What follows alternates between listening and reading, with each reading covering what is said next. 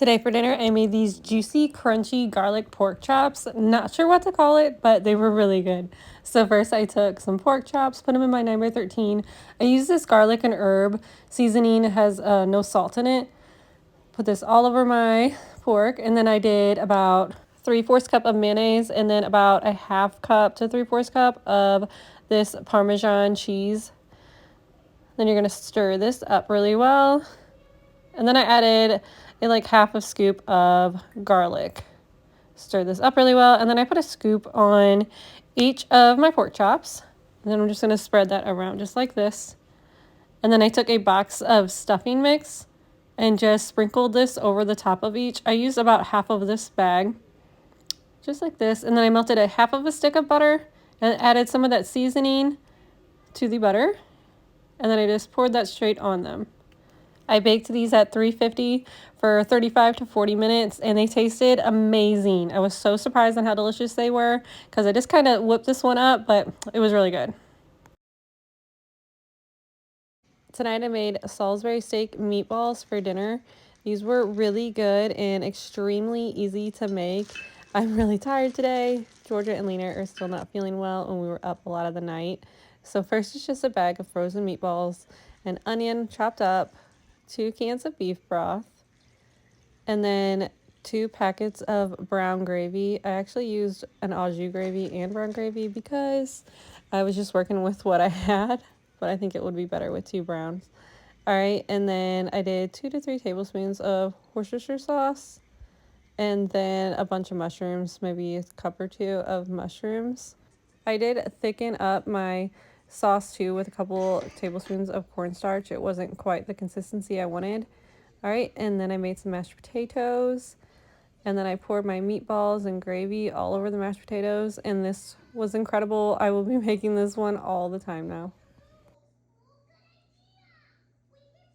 Today I made the best, most comforting homemade potato soup. I love this recipe. It is delicious. You do it all in your crock pot as well. First, you're going to take 4 cups of chicken broth and then dump that in your crock pot.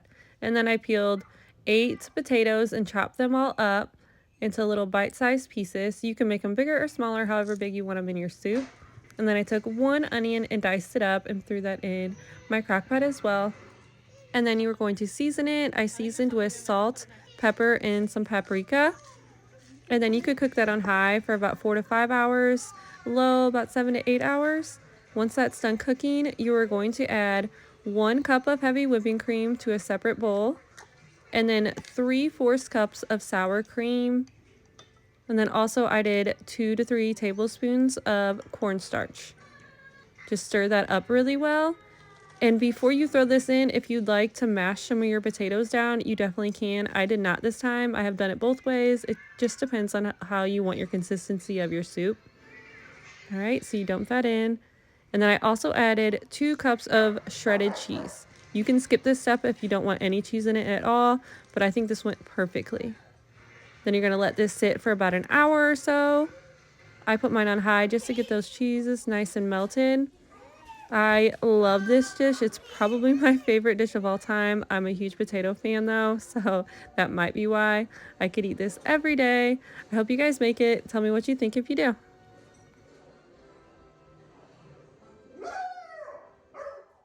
Tonight with dinner, me and Lena made a French onion chicken with some bacon. So first you're going to take 2 to 3 pounds of chicken and just season that how you'd like. I just used a little pepper. And then in a separate bowl, you're going to take the Campbell's cream of chicken with herbs and put that in there. Lena actually tries this. I don't know why. I had to get a different spoon. And then you're going to take that onion soup mix and then put it in that soup and then stir this up really well. She's such a good little helper. So then you're going to pour this over your chicken. This recipe is so simple.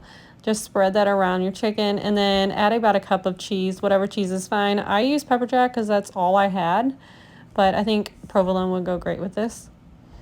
And then on top of this, you're going to use the French fried onions. I just poured this whole bag on top.